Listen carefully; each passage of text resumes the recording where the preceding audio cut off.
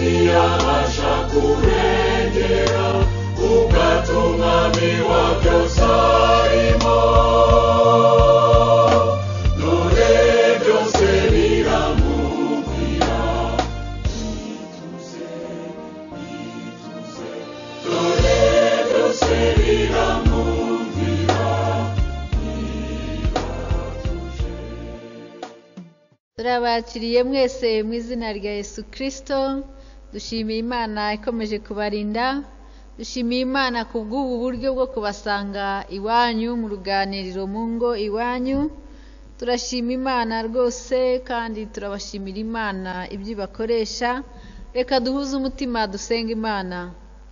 Mwami Imana yacu, turagushimye turaguhimbaje. Dushyize izina ryawe hejuru Mana, tuguhaye icyubahiro. Dusengeye itorero ryawe, dusengeye umukumbi waturagije Mwami. Muri bo harimo abarwaye iki cyorezo cya coronavirus. Muri bo harimo abakeneye umwuka bari kuri oxygen. Muri bo harimo abarwariye mu ngo bakurikiranwa. Harimo imiryango ifite ubwoba bwinshi ko yaba yaranduye. Abo bose tubazanye mu biganza byawe no mu bushobozi bwawe. Tubazanye mu buntu bwawe Mana ngo bagirire nk'Imana ubiteho. Turabazanye Mana ngo uvuge kandi ubahumekere mu buzima. Wongere uhumeke umwuka wawe mu bantu bawe. Wongere uhembure ishusho yawe. Ugenderere abagore n'abagabo, ugenderere abato n'abakuru, ugenderere Mana, ugenderere abanyarwanda, ugendagende hose. Hahandi kwa muganga i Nyarugenge n'i Kanyinya no mu ntara hose. Mwuka wawe agendagende hejuru, asubize ishusho ibidafite ishusho Mana. Dusengeye abantu bawe, dusengeye ababuze akazi, dusengeye abahangayitse, bahangayikishijwe Mwami bafite kwiganyira kwinshi. Nzabaho nte, nzamera nte, nzarya iki, nzambara iki? Abo bose ubagenderere nk'Imana, maze ubuzuze ubuntu bwawe. Icyubahiro cyawe cyuzure mu gihugu cyacu, maze Mwami izina ryawe rihimbazwe mu mitima yacu no mu mibereho yacu ubu n'iteka ryose. Amen. Igice cy'uyu munsi turagisanga mu Itangiriro igice cya 3. Turasoma duhereye ku murongo wa mbere tugeze ku wa 12. Itangiriro igice cya 3 turahera ku murongo wa mbere tugeze ku wa 12. Inzoka yarushaga uburiganya inyamaswa zo mu ishyamba zose Uwiteka Imana yaremye. Ibaza uwo mugore iti, ni ukuri koko Imana yaravuze iti ntimuzarye ku giti cyose cyo muri iyi ngobyi? Uwo mugore arayisubiza ati, imbuto z'ibiti byo muri iyi ngobyi twemererwa kuzirya, keretse imbuto z'igiti kiri hagati y'ingobyi n'iz'Imana yatubwiye iti ntimuzazirye, ntimuzazikoreho mutazapfa. Iyo nzoka ibwira umugore iti, gupfa ntimuzapfa, kuko Imana izi yuko umunsi mwaziriyeho amaso yanyu azahweza, mugahindurwa nk'Imana, mukamenya icyiza n'ikibi. Uwo mugore abonye yuko icyo giti gifite ibyo kurya byiza, kandi ari icy'igikundiro, kandi ko ari icyo kwifuza, kumenyesha umuntu ubwenge, asoroma ku mbuto zacyo, arazirya, ahaho n'umugabo we wari kumwe nawe arazirya. Amaso yabo bombi arahweza, bamenya yuko bambaye ubusa, badoda ibibabi by'imitini, biremamo ibicocero. Bumva imirindi y'Uwiteka Imana igendagenda muri ya ngobyi mu mafu ya nimunsi. Wa mugabo n'umugore we bihisha hagati y'ibiti byo muri iyo ngobyi, amaso y'Uwiteka Imana. Uwiteka Imana ihamagara uwo mugabo iramubaza iti, uri he? Arayisubiza ati, numvise imirindi yawe muri iyi ngobyi, ntinyishwa nuko nambaye ubusa ndihisha. Iramubaza iti, ninde wakubwiye ko wambaye ubusa? Wariye kuri cya giti nakubujije kuryaho?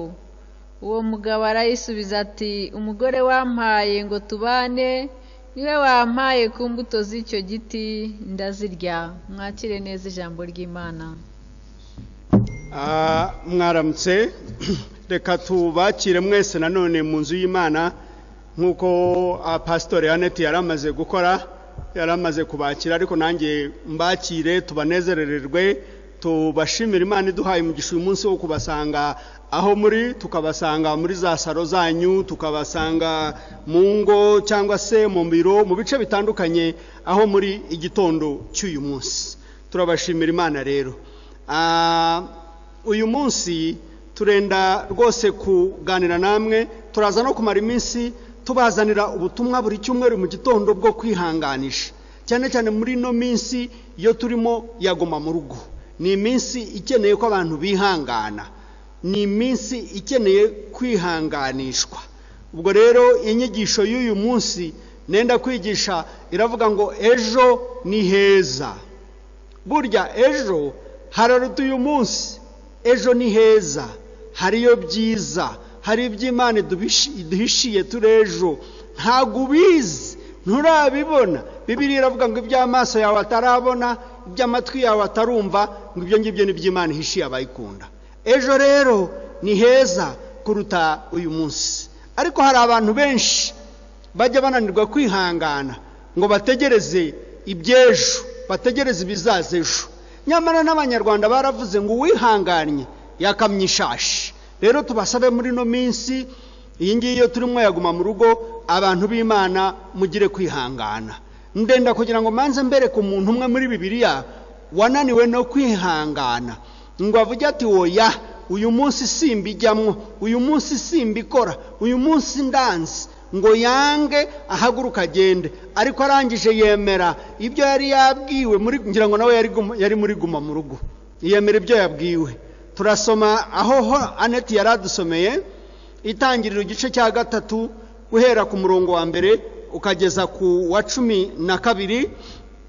Dusangamo umuryango wa Adamu, kwa Adamu.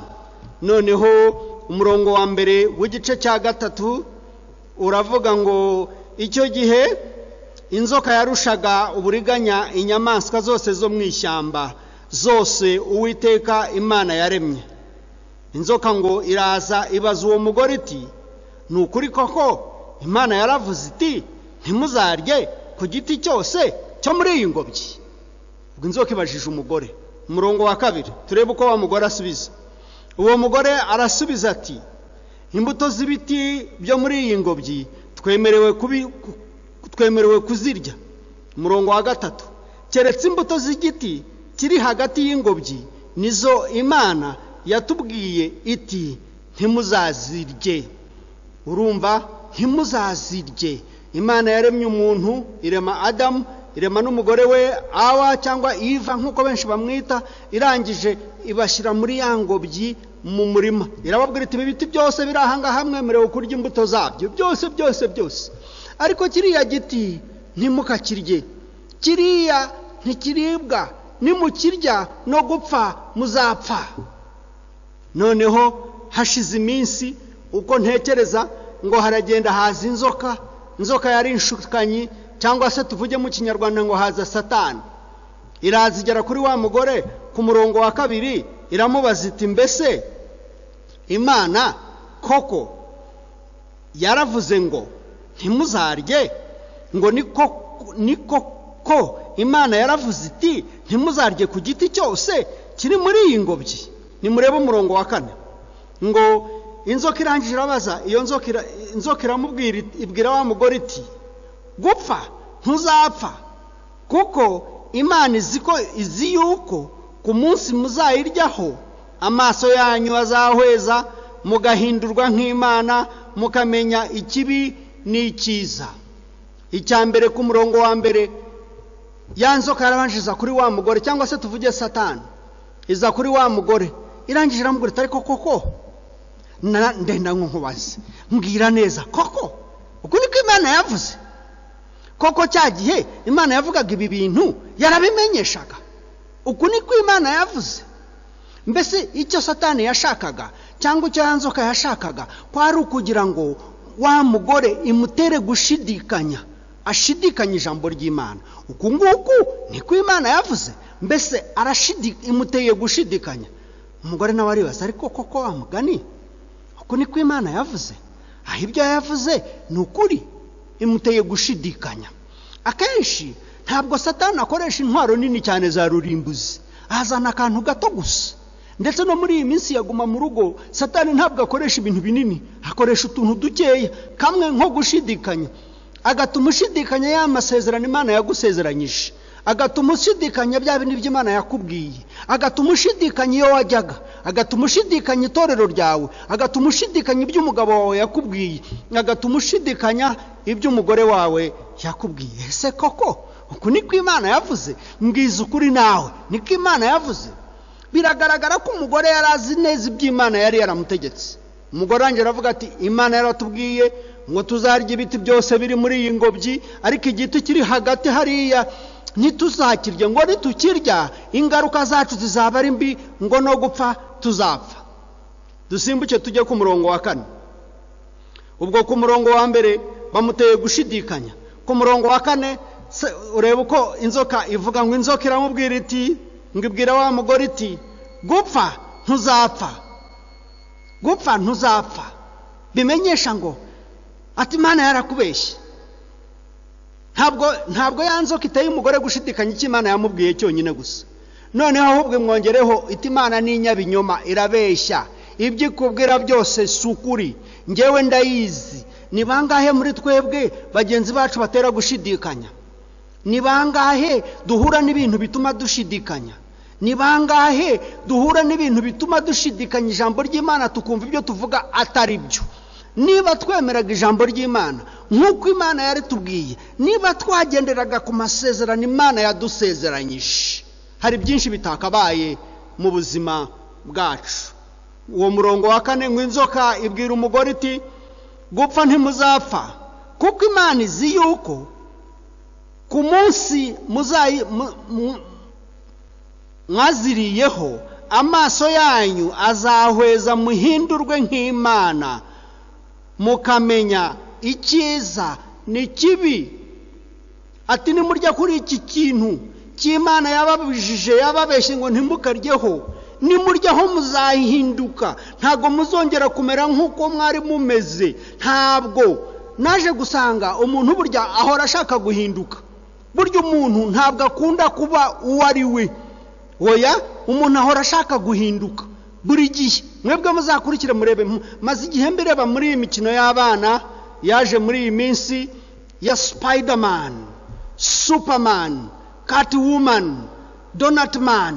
Mbese nta muntu ushaka kuba uwo ari we, umuntu arashaka ngo ahinduke Superman. Superman ngo ni umuntu ufite ubushobozi bwo kugira gutya akaguruka, mbese akagira nk'amababa. Nta muntu ugira amababa, abantu nta mababa bagira, amababa bagirwa n'inyoni gusa. Ntabwo Imana yaremye umuntu ngo ajye aguruka, Imana yaremye umuntu ngo abe hano kuri iyi si. Ariko umuntu ahora yifuza guhinduka nk'inyoni ngo aguruke.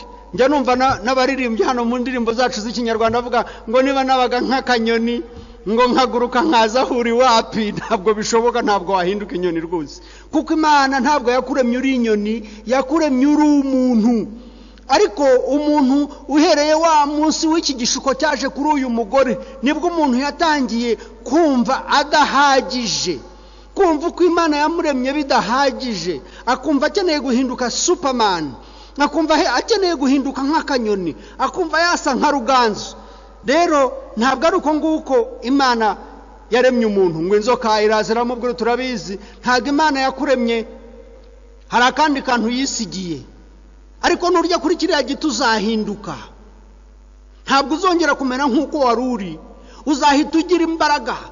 Njya mbona abandi bantu ku mateleviziyo n'amaradiyo bavuga ngo turabaha imbaraga za kigabo, cyane cyane iyo bashaka kubeshya abagabo no kubarira amafaranga, ngo turakongera imbaraga, ngo nurya iki giti ngo uzahita ugira imbaraga, ntabwo uzamera nk'uko wari umeze, uzumva ubaye abandi abapfumu, ngo uringire n'iryinyo ry'intare, ngo nuritwara ngo uzahinduka runanira. Wapi? Umuntu Imana yamuremye nk'umuntu, imuha imbaraga za kimuntu. Umuntu ahindurwa n'Imana yamuremye, kuko nizi aho yaremye, nizi naho yahindura. Ntabwo umuntu ahindurwa n'ibyo yariye. nubwo duhindurwa n'ibyo amaso yacu abona, tugahindurwa n'ibyo amatwi yacu yumva, ariko akenshi ntabwo duhindurwa n'ibyo twariye. Nubwo hariho abavuga ngo abantu basa n'ibyo bariye, ariko jye nemera ko umuntu asa n'Imana, yaremwe mu ishusho y'Imana. Uwo murongo ngo iramubwira iti nimurya ibi ngibi muzahinduka, ntabwo uzongera kumera nk'uko wari umeze. Oya, tuzahinduka, nurangiza ugira ubwenge, umenye ikibi n'icyiza. Reka turebe uwa karindwi uravuga ngo iki. Oya, uwa gatandatu twari tubusimbutse ngo uwo mugore abonye yuko icyo giti gifite ibyo kurya byiza, Satani maze kuvugira mu matwi ye. Ni nkaho uri muri guma mu rugo, hari abantu benshi batandukanye Satani irimo kuvugira mu matwi yabo, irakubwira ibintu bitandukanye ngo genda uryeho, genda ufateho, genda urebe, ntacyo uzaba, uzamenya ubwenge burenze ubwo wari usanganywe. Genda kenshi, kandi ntabwo avuga ngo uzagende ejo, iravuga ngo irukanka genda none aha ngaha. Ngo uwo mugore abonye ko yuko icyo giti gifite ibyo kurya byiza, kandi ko ari icy'igikundiro, kandi ko ari cyo kwifuza kumenyesha umuntu ubwenge, asoroma ku mbuto zacyo arazirya, ahaho n'umugabo we wari kumwe nawe arazirya.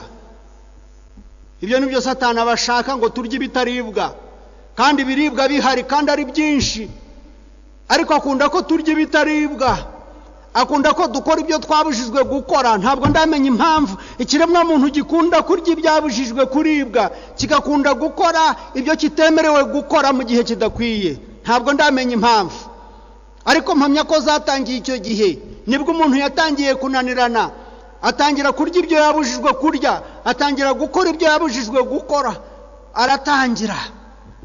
Aratangira ngo umugore aryaho, ndetse amaze kuryaho ngo ahaho n'umugabo we. Ariko mbere yuko baryaho, reba ukuntu icyaha gitangira. Icyaha ni ishyano, cyaturutse mu kanwa ka Satani, cyinjira mu gutwi k'umugore. Ngo ko kuratekereza yuko Imana itakubeshye, ngo Imana irakubeshya, ibyo yakubwiye si ukuri, ntabwo bizaza vuba, bizatinda, ntabwo. Ariko unyuze muri iyi nzira y'ubusamo, iyi ni ya bugufi, wagera ku byo ushaka. Ati nurya iki giti uzahinduka, ntabwo uzongera kumva imbaraga nke zawe. Niwambara uyu mwambaro, nushyiramo kano kantu, ukagendana iyi mpigi, ukagendana iyi nzaratsi, bazagukunda kurusha uko bagukundaga. Uzahinduka igitangaza, ntabwo uzongera kuba uwo wari uriwe, uzahinduka undi, uzahita umenya ubwenge, kandi uzamenya ikibi n'icyiza. Reka turebe umurongo wa karindwi. Ngo bamaze kurya, amaso yabo bombi arahweza, bamenya yuko bambaye ubusa, batangira kwidodera. Ngo badoda ibibabi by'imitini, biremeramwo ibicocero. Abazi ibiti by'imitini n'ibibabi byabyo uko bingana, atekereza gutangira kubidoda byabatwaye umwanya munini cyane. Ngo barangije biremera ibicocero. Abantu bari bambaye ubwiza bw'Imana, bamaze gufata icyaha, bamaze kurya ikitaribwa, ngo amaso yabo arabona. Hari ibintu turya bikaduhindura, hari ibintu tubona bikaduhindura. Nahoze mbabwira ko ntemera ko umuntu ahindurwa n'ibyo yariye. Ibyo turiye ntabwo akenshi biduhindura babi kuruta uko twari tumeze, cyane cyane bitemerewe kurya. Hariho ibintu by'Imana itaremewe ko biribwa n'abantu. Iyo biriye birakwica, iyo biriye bikuzanira ikindi kintu kidasanzwe.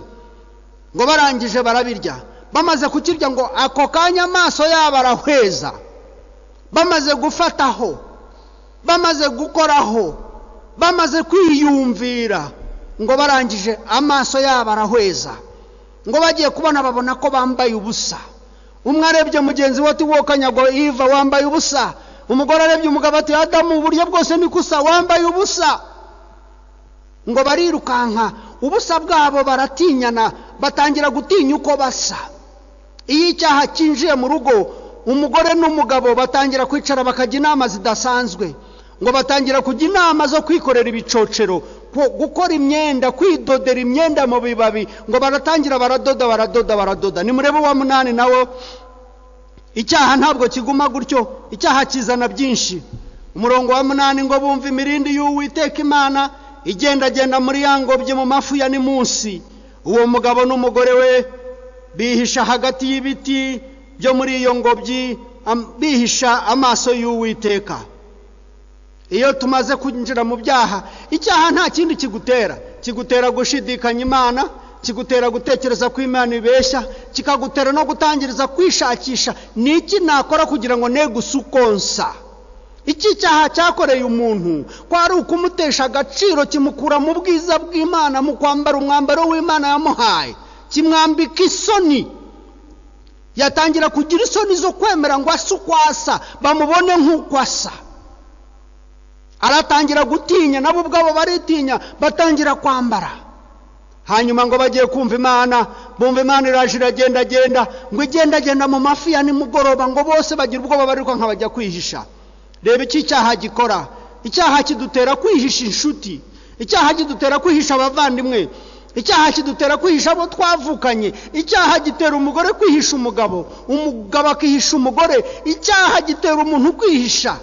Ntabagishaka kubaho yarari, ntabagishaka kugaragara nk'uko yagaragaraga. Icyaha gitera kwihisha. Kandi imbere yaho barakundanaga, Imana yarazaga bakaganira, bagasenga, bakayikunda. None bayihishe, ntibashaka ko Imana ibareba. Nimurebe uwa 9, Imana irababaza. Imana nayo igize ibyago, abantu bayo bavuye mu masezerano bahindutse. Koko yanzoka arabwita nimuryaho murahinduka, none bariye barahinduka. Irababaza iti ngo Uwiteka Imana ihamagara uwo mugabo, irabaza ati uri hehe? Kuko ubundi yarazaga ikamusanga aho yarari, yarazaga bakaganira, yazigasanga yicaye ku ntebe ye, bakabonana, bagakundana, bakanezerwa. None umuntu yabuze. Icyaha gitera kubura, icyaha gitera kwihisha, icyaha gitera kwambara ibicocero, icyaha gitera umuntu kumva adashaka gusa nk'uko yasaga, no kumva adashaka kubonwa n'abamubonaga. Iramubaza ngo uri hehe? Umurongo wa 10 arayisubiza ati numvisha imirindi yawe igenda mu ngobyi, ndihisha kuko namenye ko nambaye ubusa. Numvisha imirindi yawe, numvisha ugenda, ndihisha, ndatinya, nabuze aho njya, wowe kanyagwa we, nambaye ubusa. Icyaha kitwambika ubusa.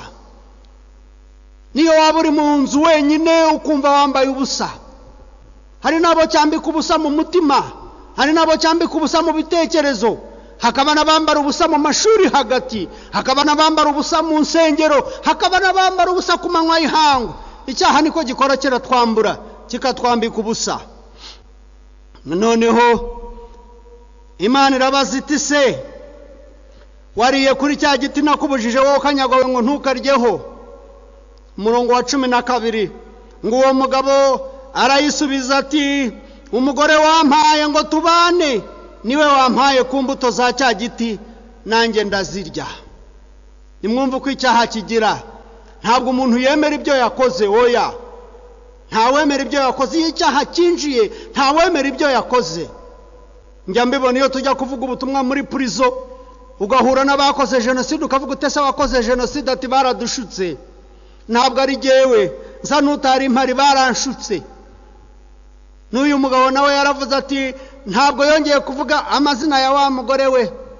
Kandi bakimuremera umugore muri cya gice cya mbere umurongo wa 26, igice cya 2 umurongo wa 15 mu itangiriro, bamuremeye umugore ngo amubonye aravuga ati aka nakagufwa ko mu magufwa yanjye, aka nakara ko mu mara yanjye, kandi izina ryawe uzitwa umugore kuko wavuye mu mugabo.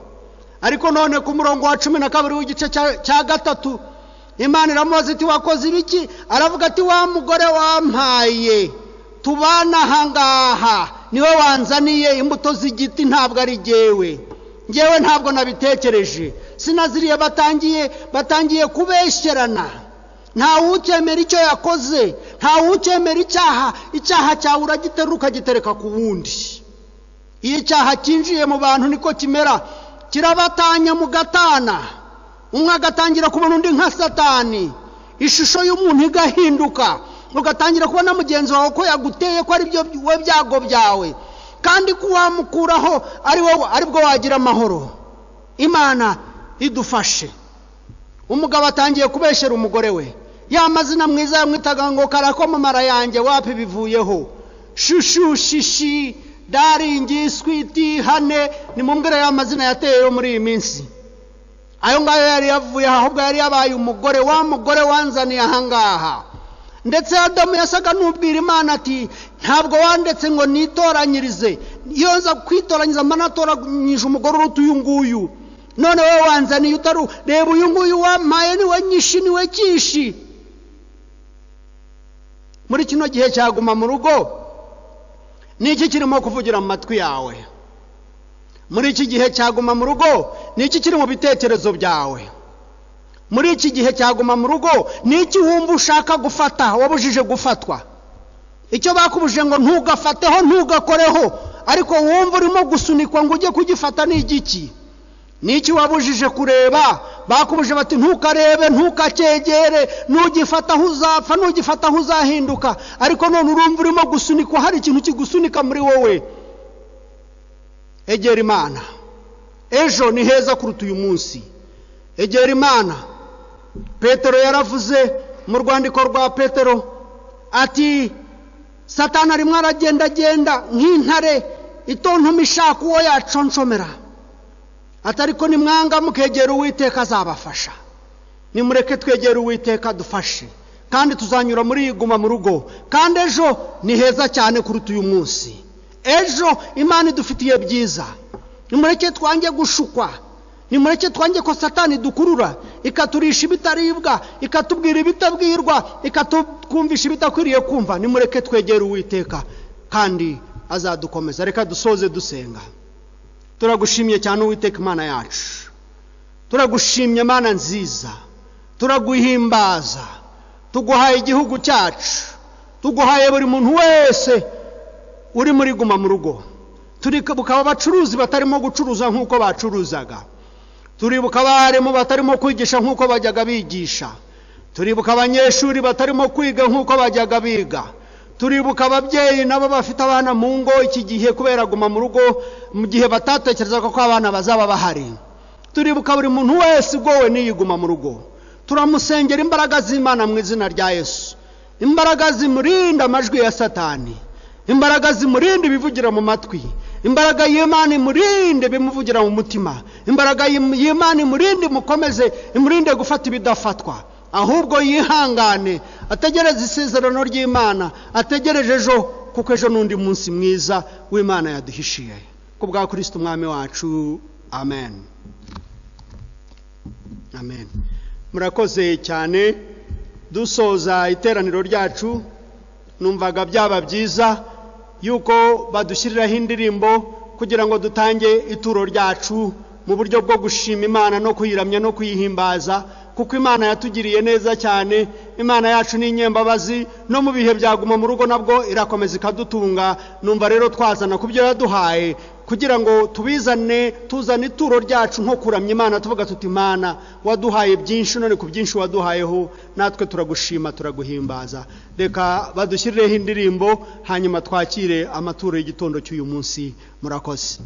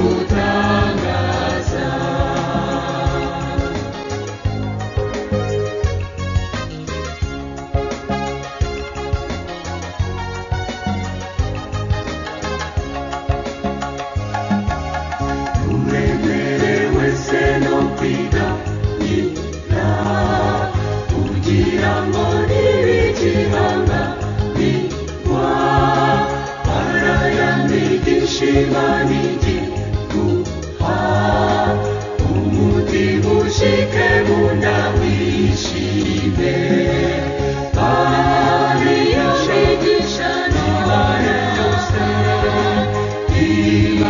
Imana yakugariye uyibare tusige rumwe erega ni myinshi yo gutangaza.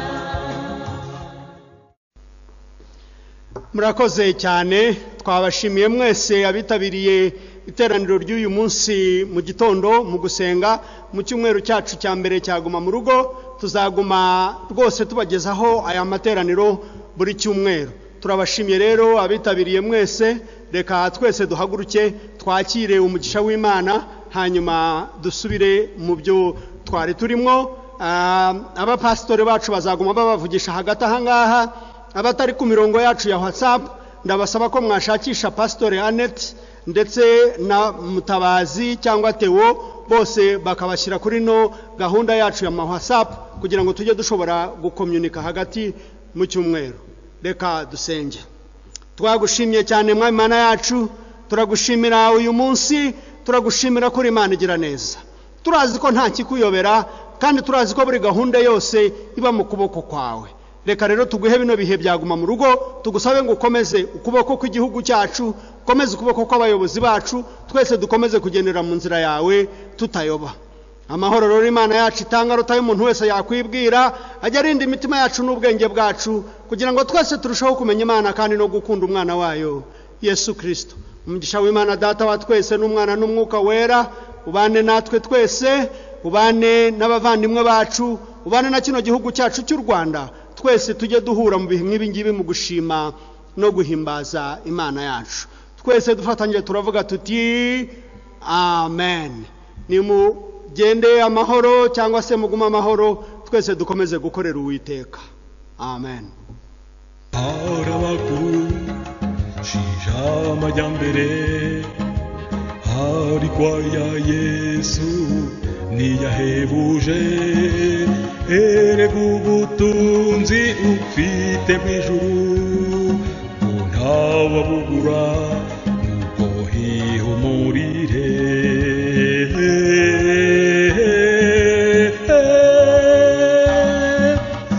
bariya bigisha nonaha Imana yakugariye uyibare tusige numwe erega ni byinshi yo gutangaza. Come on. Count your many blessings, name them one by one. Count your many blessings, see what God has done. Count your many blessings, name them one by one. And it will surprise you what the Lord has done. Thank you, Jesus.